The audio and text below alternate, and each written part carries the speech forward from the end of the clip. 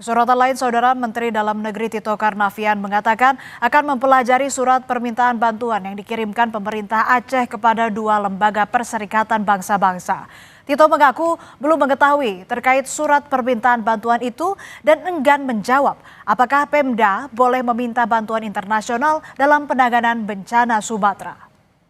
Tanggapan Gubernur Aceh mengirimkan surat untuk UNDP dan satu lembaga PBB lainnya, Pak? Saya belum baca. Tapi ini apakah diperbolehkan Pak kepala daerah meminta bantuan kepada PBB dan luar negeri, Pak? Nanti kita pelajari. Bendera putih berkibar di sejumlah titik jalan di Aceh.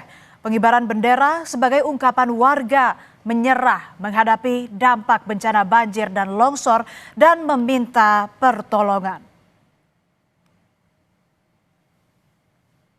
Ramai di media sosial, warga mengibarkan bendera putih di sejumlah titik di Aceh. Salah seorang warga bilang bendera putih jadi lambang permohonan warga kepada pemerintah untuk menyegerakan bantuan pasca bencana. Kondisi pasca bencana membuat aktivitas ekonomi warga lumpuh. Sementara bantuan dari segi logistik dan perbaikan infrastruktur belum juga maksimal. Sebenarnya tanda menyerah kami sebenarnya. Menyerah dalam artian dari segi ekonomi, dari segi bantuan, infrastruktur, kami butuh semua tadi itu sebenarnya.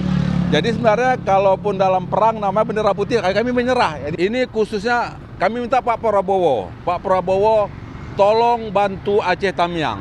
Aceh Tamiang 90% ekonomi masyarakat lumpuh. Lumpuh total, nggak ada lagi yang bisa kita apakan, yang bisa kita harapkan.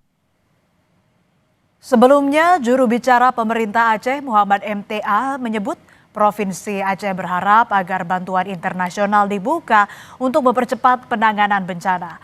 Muhammad MTA juga menilai kondisi bencana di Aceh sudah sangat layak ditetapkan sebagai bencana nasional.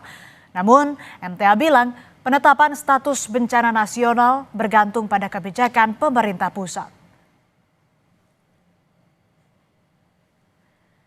Kami kutip dari Kompas.com, juru bicara pemerintah Aceh Muhammad MTA bilang, secara khusus pemerintah Aceh telah secara resmi menyampaikan permintaan keterlibatan beberapa lembaga internasional mengingat pengalaman bencana tsunami 2004 seperti UNDP dan UNICEF.